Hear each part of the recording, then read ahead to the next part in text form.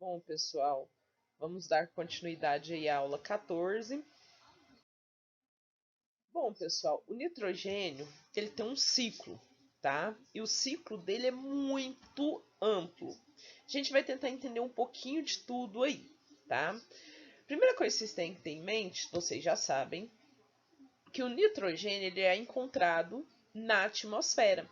E esse nitrogênio, ele pode sim ser utilizado pelas plantas. Através do que? Através da fixação biológica do nitrogênio. Quem que faz essa fixação biológica? São algumas bactérias específicas para isso, tá? Elas conseguem pegar esse nitrogênio que está na atmosfera ou no ar do solo, né? Porque o solo tem espaços vazios e ali tem esse ar, e transformar em nitrogênio para a planta. Olha que beleza! Todas as plantas têm essa capacidade? Não, pessoal, não são todas as plantas que têm essa capacidade de se associar a uma bactéria que faz isso.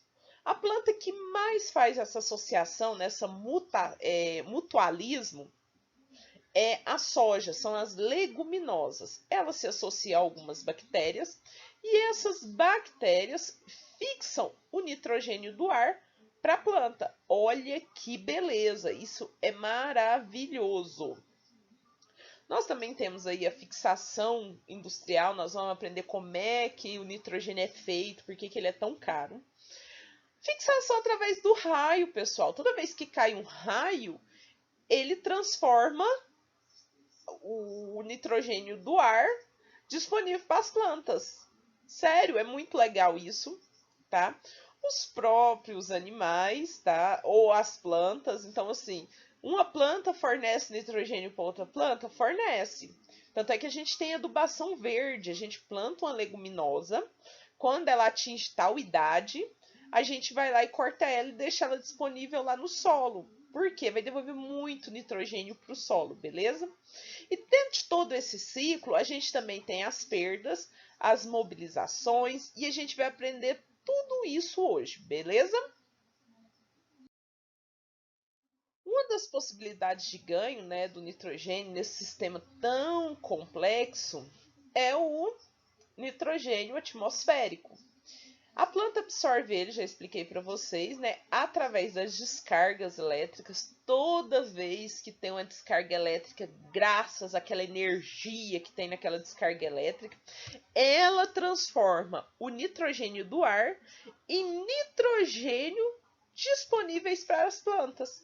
Vai ali para o solo mesmo, tá, pessoal? E nós temos a fixação biológica que eu expliquei para vocês. Olha que gracinha essa foto aí. São raízes com nódulos de bactérias.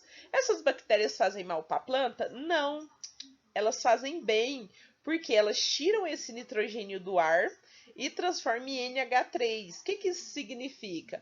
É o nitrogênio que a plantinha absorve, né? É o nitrogênio que a plantinha utiliza para crescer, para ir para o sistema fotossintético, beleza? Entenderam aí? Tranquilo, né? Pessoal, aqui eu trago uma lista de plantas que tem essa capacidade de fixar o nitrogênio no solo, tá? São várias, principalmente as leguminosas, beleza? São as que mais têm essa capacidade. Dentro das produtoras de grão aí, eu vou destacar para vocês o amendoim e o gandu, tá? O capim-gandu. O que, que acontece? Eles seguram muito nitrogênio no solo, em torno de 370 a 540 quilos por hectare. Por isso que existe adubação verde. Eu planto uma espécie a qual vai fornecer nitrogênio principalmente para a próxima. Não só nitrogênio, mas também palhada, solo, matéria orgânica, que também é muito importante. Então aí, pessoal, só para vocês verem a capacidade que as plantas têm, principalmente da espécie leguminosa, em fixar nitrogênio no solo, beleza? Ok, Ana, você explicou lá que as plantas têm a capacidade de fixar nitrogênio no solo, o raio também promove nitrogênio. e as bactérias e tudo mais, beleza. Mas quando eu não tenho isso e preciso fornecer nitrogênio para o meu solo, então eu vou precisar fazer o quê? Uma adubação nitrogenada. Para que eu faça uma adubação nitrogenada, eu preciso fazer o quê? Eu preciso transformar esse N2, que se encontra no ar atmosférico, em NH3, né, que é um material sintético. Para mim fazer isso, pessoal, eu preciso de quê? De altas temperaturas e alta pressão atmosférica. Com essa alta temperatura e essa alta pressão atmosférica e alguns outros nutrientes, eu consigo transformar esse N2, através de todo esse processo, em matéria-prima que eu vou lá e compro, né? E eu posso escolher qual eu quero trabalhar de acordo com as minhas necessidades. Então eu transformo N2 em ureia, sulfato de amônia, MAP, DAP, entre outros. Bom, pessoal, já sabemos que a gente tira do ar atmosférico N2 e transforma ele em um adubo comercial disponível para as plantas. Porém, para mim fazer essa transformação, eu preciso de uma molécula de H2, tá? Essa moléculazinha de H2 que eu preciso dela, onde eu consigo ela? Onde são as fontes dela? Então, o que eu quero que vocês entendam? Eu tenho o N2 da atmosfera e eu preciso agregar esse N2, né, a 3 moléculas de H2, como aí da figurinha, para formar a base de todos os fertilizantes nitrogenados que nós temos, que é o NH3. Essa é a base que eu faço todos os demais fertilizantes, beleza? Para mim fazer essa base, eu preciso retirar o N2 da atmosfera e agregar ele a 3 moléculas de H2. E onde eu encontro essas moléculas? Bem, pessoal, essas moléculas que eu preciso agregar aí para formar o NH3 vêm das grandes indústrias, principalmente as indústrias ligadas ao petróleo. Então, quando eu faço gás natural, residual, nafta ou resíduo asfáltico, que estão todos ligados aí ao petróleo, eu tenho a formação de H2. E é essa formação de H2 que se junta ao N2 e eu tenho a base dos meus fertilizantes nitrogenados, certo? Fora isso, as indústrias de carvão mineral, álcool e empresas que fazem hidrólise de água. E é isso que aumenta o custo do fertilizante nitrogenado. Maior produtor, maior fabricante, vamos dizer assim, de fertilizantes nitrogenados do país é a Petrobras, no Brasil e no mundo. Lembrando que esse fertilizante nitrogenado, ele é cotado em dólar, está muito ligado ao petróleo, então se aumenta o petróleo, aumenta o dólar, aumenta sim os fertilizantes nitrogenados, tá, pessoal? Teve essa ideia louca, né, de sintetizar NH3. NH3, pessoal, que é a junção da molécula de nitrogênio do ar, né, tá aqui no ar, junto com H2 ali da indústria, né? Quem que teve essa loucura e por que que isso surgiu? Surgiu, pessoal, em 1909 na Alemanha, certo?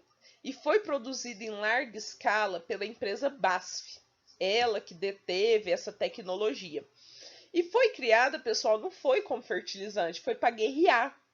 Porque esse NH3 nada mais é que amônia. A amônia, para quem não sabe, ela é tóxica, ela mata, beleza? Ela faz bomba, ela explode, tá? E foi inventada na Primeira Guerra Mundial. E era um produto de explosivo, né? Era um produto para produção de explosivo, não era para adubação. E na agricultura, pessoal, vocês vão perceber muito isso. Nem tudo que está na agricultura foi feito para agricultura.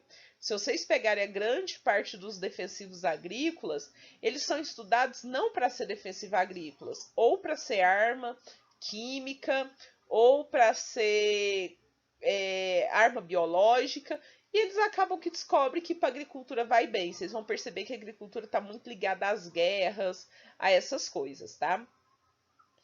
E gerou um prêmio Nobel para esses dois aí, né? O Haber e o Bosch, tá? Haber em 1920 e para o Bosch em 1931, né? Carl Bosch era da BASF e que desenvolveu essa produção de nitrogênio em larga escala, certo?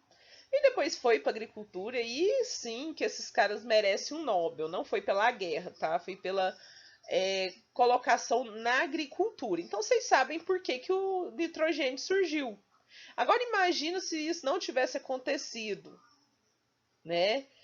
Será que nós já teríamos desenvolvido a nossa agricultura igual a gente desenvolveu hoje? Tem sempre esses questionamentos, tá? Então, olha aí a loucura que é produzir um fertilizante nitrogenado para você, que é um técnico agrícola, ir lá e fazer bosta, tá? Antes vocês fazem uma cagada com fertilizante nitrogenado, vocês pensam no custo que é fazer ele, tá? Vamos lá. Então, eu pego o nitrogênio que está no ar, junto com as duas moléculazinhas de H2, 3 moléculazinhas de H2, né? Junto isso industrialmente, quimicamente, isso é muito, muito caro. E eu formo a amônia. Beleza, produto químico para guerrear. Tá. Depois que eu faço a amônia, pessoal, eu posso anexar nessa amônia vários outros nutrientes, vários outros compostos químicos e formar vários tipos de fertilizantes. Olha que interessante. Então, eu pego minha amônia, que é a minha base do fertilizante nitrogenado, e junto ela com HNO3. Eu faço nitrato de amônio. Posso encontrar fosfatos de rocha e nitrofosfatos? Tem essa formulação, tá? É uma formulaçãozinha aí que você pode encontrar eles naturalmente. Muito difícil, mas pode encontrar, beleza? Junto com esse HNO3, eu posso juntar NH3 mais NH3 e formar o nitrato de amônio ou o nitrato de sódio. Tá ótimo.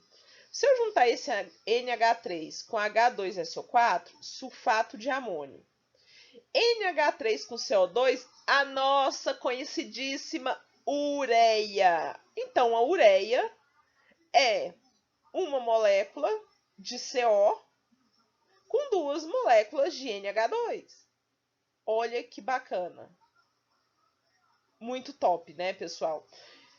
Se eu pegar esse NH3 e juntar com água, nossa água, H2O, eu formo a aquamônia, ou seja, um fertilizante aí líquido, né, pessoal? E por último, eu pego aí NH3 junto com H3PO4 e formo os fosfatos de amônio, muito conhecidos como MAP e DAP. Nós vamos falar muito deles lá na frente, tá, pessoal? Então aí, olha a diversificação de adubos nitrogenados que nós temos. Lembrando que a base é a mesma, é a amônia, mas nós temos uma versatilidade de adubos nitrogenados. Alguns vêm com outros nutrientes, né? Igual sulfato de amônio. Ele vai fornecer quem para nós? Enxofre, é o tamanho desse S aí. Esse S significa quem? Enxofre, certo? E a gente vai falar mais sobre isso lá na frente, quando o adubo nitrogenado ele não é só nitrogenado, ele forma ele disponibiliza outro nutriente também. Bom, pessoal, consumo de fertilizantes no Brasil o mais consumido aí é a ureia, né? Tá um pouquinho defasado, vou negar para vocês aí, só para vocês terem noção, até 2012, mas continua nesse mesmo princípio de uso aí. Em segundo, sulfato de amônio. Em terceiro, o nitrato de amônio. Então, esses três aí são os mais utilizados no Brasil, certo, pessoal? A ureia em disparada aí. Bom, pessoal, aqui eu trago um gráficozinho, né, um esqueminha básico de como a ureia é feita. E olha que para fazer a amônia, né, antes aqui a amônia, a gente não pega a amônia do ar, eu ensinei para vocês. A gente capta o oxigênio lá na indústria, principalmente as indústrias, né, produtoras de petróleo, fazem lá suas reações, é uma coisa de louco, e produzem a amônia. Então eu pego essa amônia e levo para a indústria. Dentro da indústria passa por todo esse processo que vocês estão vendo aqui, até eu ter a finalização com o produto. Esse produto pode ser uma ureia perolada, um fertilizante líquido, uma ureia granulada, que é a mais comum. Então vocês percebem, pessoal, que é uma fábrica, assim, até você fabricar esse adubo, é um processo gigantesco e complicado. Aqui, pessoal, é um gráficozinho para vocês de um outro adubo fertilizado, que é o nitrocálcio. No meio do processo é que a gente coloca o cálcio, CaCO3, né?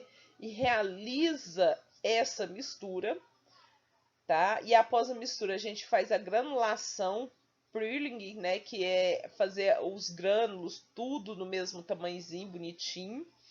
Passa por um resfriamento e a classificação desse adubo, né? A classificação que eu falo, se ele vai ser vendido como grão fino, um grão grosso. E é isso, pessoal. Então, assim, são as várias etapas dos vários adubos que nós temos. Então, vocês têm que ter noção que não é uma coisa simples e também não é uma coisa barata para sair se desperdiçando por aí. Aqui, né, pessoal, eu trago mais uma vez para vocês uma tabela com vários, né, alguns, vamos dizer assim, dos adubos nitrogenados que temos no mercado. E a minha pergunta que vem para vocês é a seguinte: é 100% nitrogênio isso aqui? Ou seja, se eu comprar 100 quilos de sulfato de amônio, os 100 quilos vai ter só nitrogênio, que é o que eu quero, que é esse Nzinho? Se eu comprar ureia, 100 quilos de ureia, essa ureia que eu comprei, nesses 100 quilos que eu comprei, os 100 quilos é nitrogênio puro? Só nitrogênio? E aí? Não, pessoal, respondendo a pergunta anterior, não, tá? Só para vocês terem noção, a cada 100 quilos de ureia, só 44 quilos é nitrogênio. 100 quilos de sulfato de amônio, só 20% é nitrogênio. Cloreto de amônio, 28%. Nitrato de amônio, a cada 100 quilos, só 32 é nitrogênio. O restante, pessoal, pode ser outro composto químico que a gente precisa, né? Outro nutriente que a gente precisa, ou simplesmente conhecido como material inerte. Vem esse material, mas ele não influencia em nada.